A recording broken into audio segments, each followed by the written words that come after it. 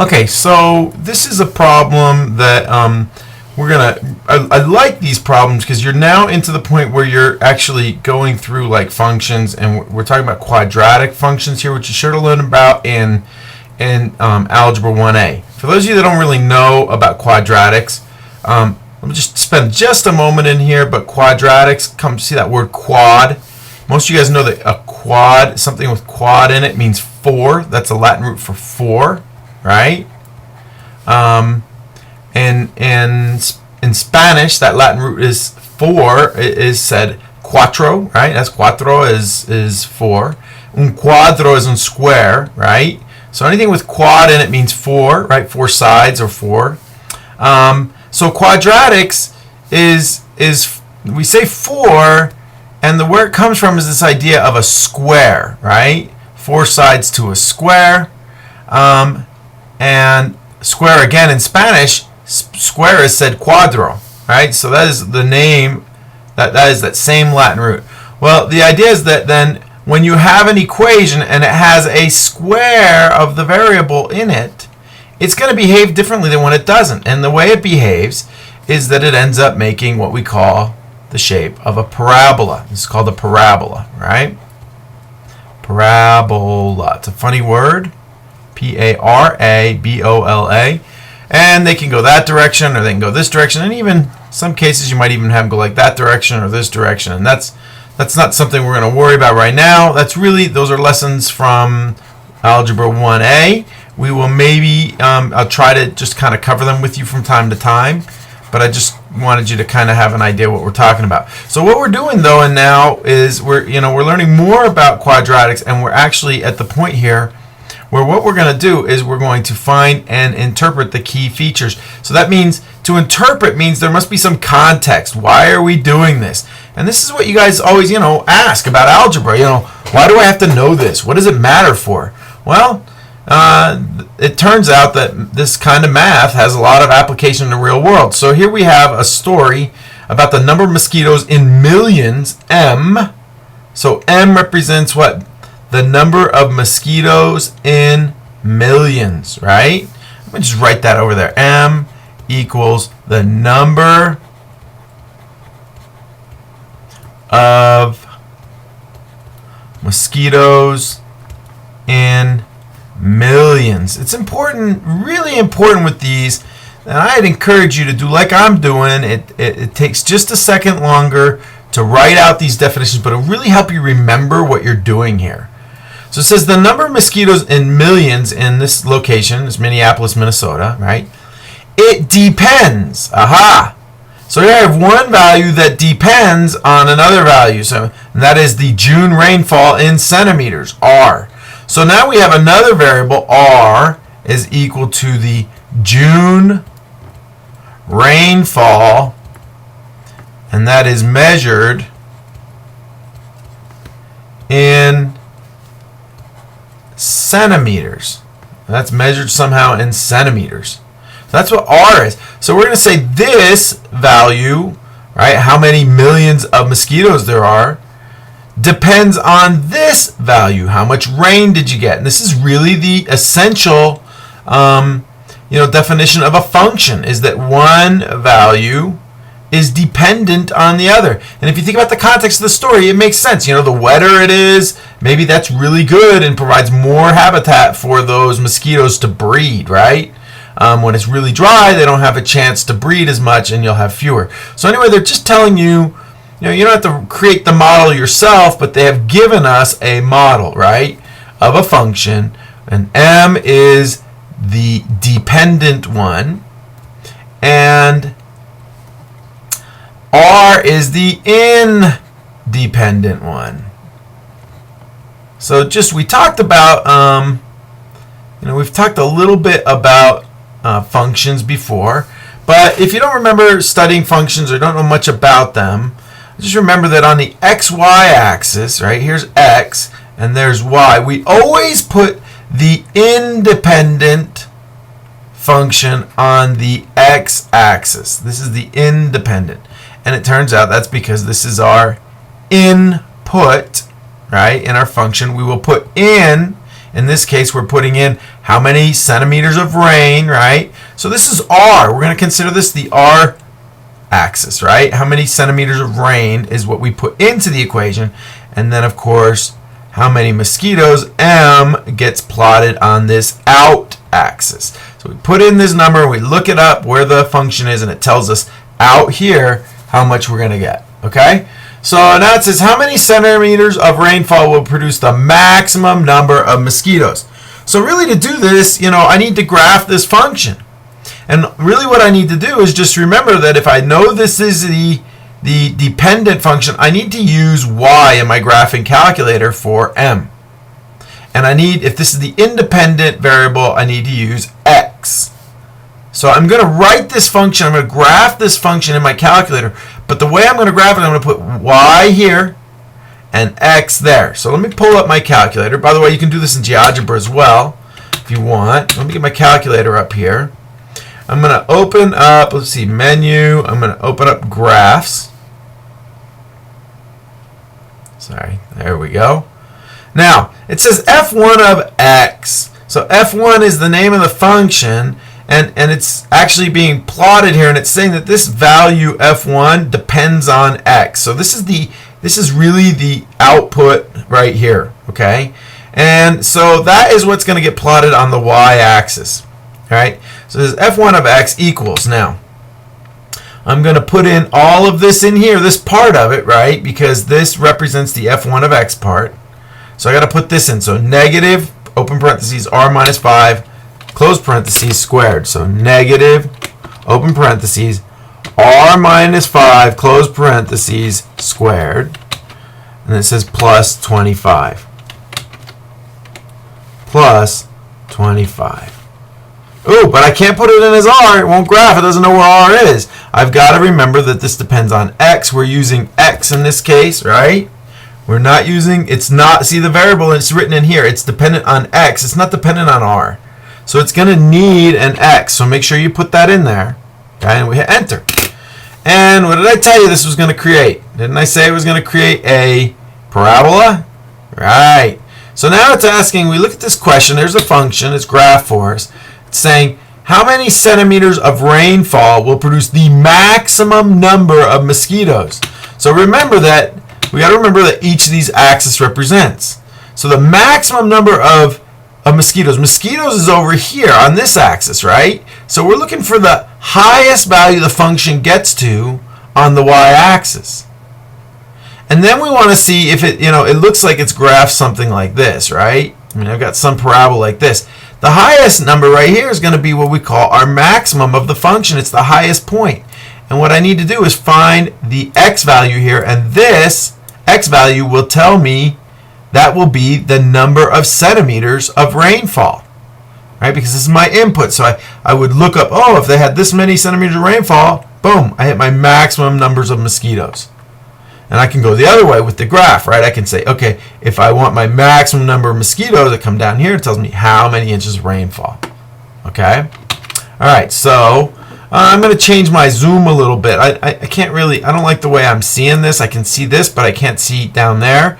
So I'm going to show you how to just change your zoom settings. So I go menu, and I can go to 4, which is window zoom, and I can hit number 1, which is to change my window settings. So I want my X-min, that's, I'm going to go, let's just say -2, that's fine. That's to the left. I don't need to go really beyond the y-axis very far, but then my X-max, I can go 15, that's fine. Then on my y-min, I want to go down to, let's say, -5, and my max, I need to get up there about 29, right? And I can see that if I do it that way, then this will work. Now the scale is goofy here. You notice that my x scale is counting in units of 1/2 each one of these, right? And my y scale is going up at 2 at a time, right? But that doesn't matter. I mean, it just distorts the image a little bit, so it's a little less steep. But I can see everything that I really want to see. This, this is the graph. I interpret it by thinking about, okay, this is my inches of rainfall here, and this is the maximum, or this is the number of mosquitoes. And remember, I'm looking for my maximum. So now the reason I like this a little better than GeoGebra, this calculator for this kind of work, is because I can actually do an analysis and find my maximum. And notice that it says your upper and lower bound. It turns out that this graph goes forever. So it can never stop searching unless I tell it some parameter of where we want it to search for. So I click to one side, and that's my lowest bound, right? My least number. Then I go to the other side, and as long as I pass the maximum, then I'm going to be fine. So what does this tell me? What this is telling me is that my maximum point has an x value of 5. So that means my maximum mosquitoes is going to be when there are 5 centimeters of, so I put this in here, 5 centimeters of rainfall, right? It's asking me how many centimeters of rainfall. Well, that was at 5 centimeters, right? Then it says, what is the maximum possible number of mosquitoes? Well, that maximum possible number is this value right here on the y-axis, and you can see I've got it figured out for me. It's found exactly for me, and it's 25. So that is in millions, right? So we know that answer is 25 million. And then it says, after how many centimeters of rainfall in June will there be a population of 0 million mosquitoes? Now, this is really, really interesting. Can we have a negative population? Notice that this graph goes down past 0 on that y-axis, and then you'd have a negative population. But can that be? Does that make any sense that I'd have negative population? No, if we're talking about population growth, maybe it was going down or something, but this is actual numbers of mosquitoes, and I can't have negative 5 mosquitoes in my yard. I can get to 0, but then that's it. So it's asking, when would it be that if we have a certain amount of rainfall that I would not have any mosquitoes? So what we're really trying to do is we're going to do an analysis here for something called the zeros, right? So I'm going to do an analyze my graph for my zeros. And I can see that there's 2. What that means is, at what point do I have, now I have a 0 right here, see? And at what point is the graph passing and providing an output of 0? When we say it's a 0, we mean that the output is 0. It means when I set this equation, and we're going to make it equal to 0, this function. And then we solve for x, okay? So it turns out that when x is 0, in other words, if I get no rainfall in June, I will have no mosquitoes at all. That's what the function is telling me. So it says, after how many centimeters of rainfall in June will there be a population of 0 million mosquitoes? A lower amount of 0 centimeters, if I have 0 centimeters, and a higher amount, I've got to check for another 0. So here we go, menu, analyze my graph for a 0 again. And this time, I don't want to get that first 0. I'm going to try to get this other 0. I'm going to say, look between here and there's my other 0. I guess if it gets too wet, then the mosquitoes can't breed either, right?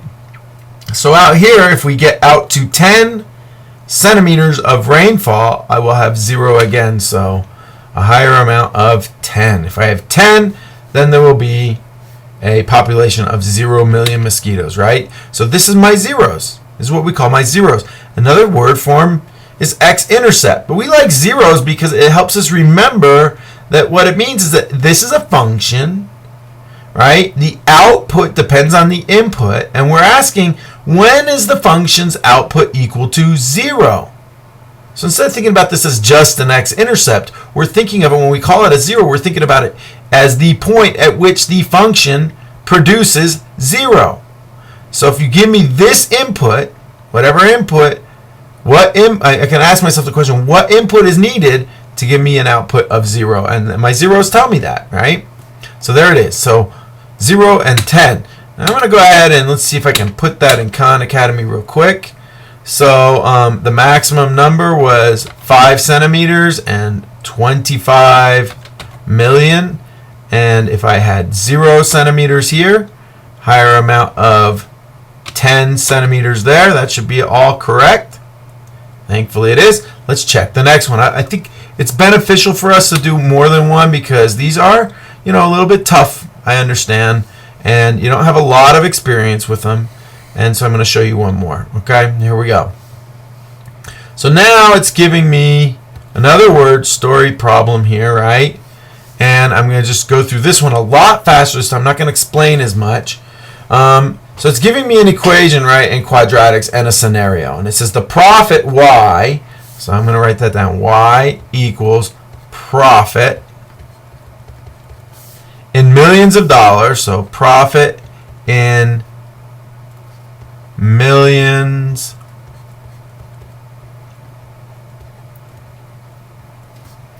of dollars. Oh, that's not very fast, am I? Okay.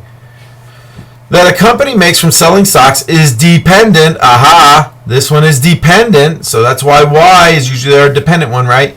On the price of dollars that the stocks are sold for. Aha. So it depends on the price.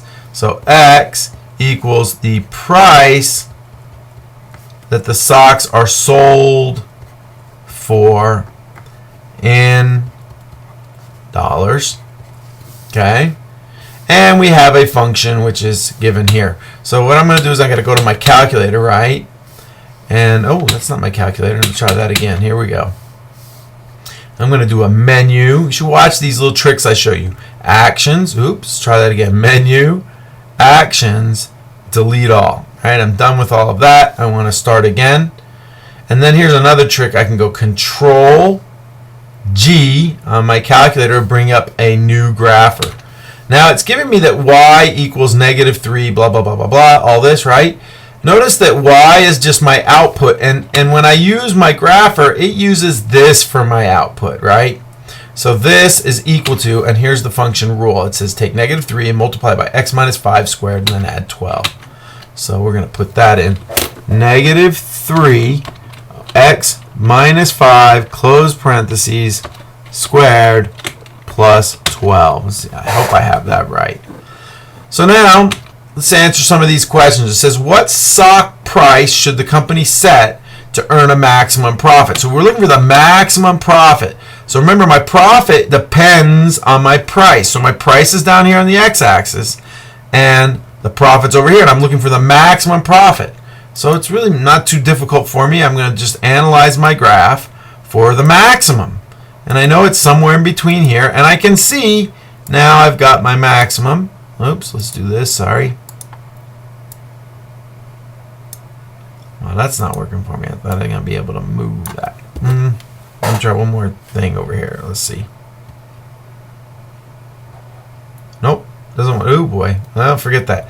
Anyway, I can see that the X value is 5, and that is my, remember X was the price of the stocks. So the maximum, so the ideal price to maximize my profit is $5, right? So what is the maximum profit that the company can earn?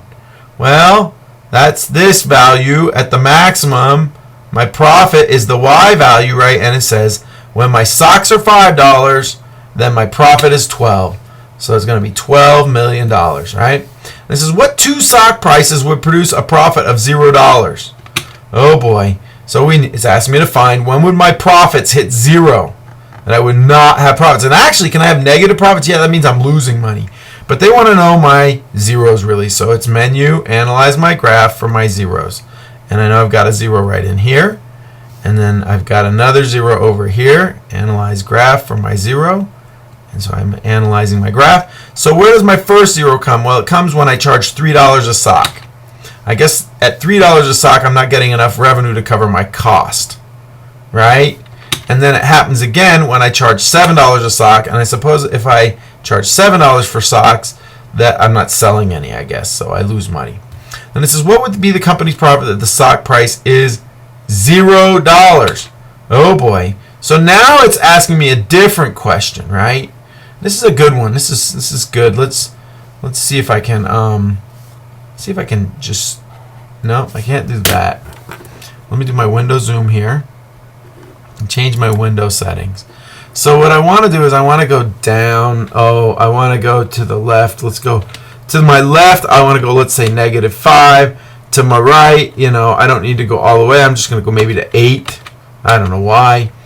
But I'm going to need to go down on my y-axis. I can't see that 0 point yet. So let's go with -20. And I just barely need to go above this axis. So let's go with 5 there. Let's just try that out. Okay. Oh boy, it goes down way further than 20. So now I need to go even further than 20. All right, so what can I do? Well, I changed my window settings some more. Let's go out to 200, okay? Window settings, right? And let's set my Y minimum to 200, and let's see if that's there it is. Okay, so now what I need to do is find out where does this graph intersect this y-axis. And why is that? We're going to think about this in just a minute, but let me show you. Here we go. I'm going to menu, graph, entry, edit. I am looking for, analyze the graph, right? And I'm looking for the intersection, and I want to know when the graph intersects the, it's not going to let me, that's not going to work. We can't do that. I'm going to hit escape. Sorry, because that just wants me to find two places. So instead what I'm going to do is, let's see if I've got another way to analyze this graph. And I don't see it. So instead we'll do a graph trace. And hopefully we can just find a graph trace. So this allows me, what it does, a graph trace is place a point on here and I can just slide it down, right? I think I can, I don't know if I can actually, no, I can't slide it like that, okay? But what I do is I use my arrow buttons, right? If I use my arrow buttons, it'll slide down here and I can see that I'm moving along. Right? If I charge $1 per sock, I'm losing $36 million in that company. Not good.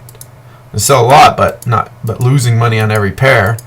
I'm going to go down here and find out what happens if my price, remember 0 on the x-axis means that my price is 0. And this value, when my price is 0, tells me the profit for the company. What is it telling me? It tells me my profit is negative 63.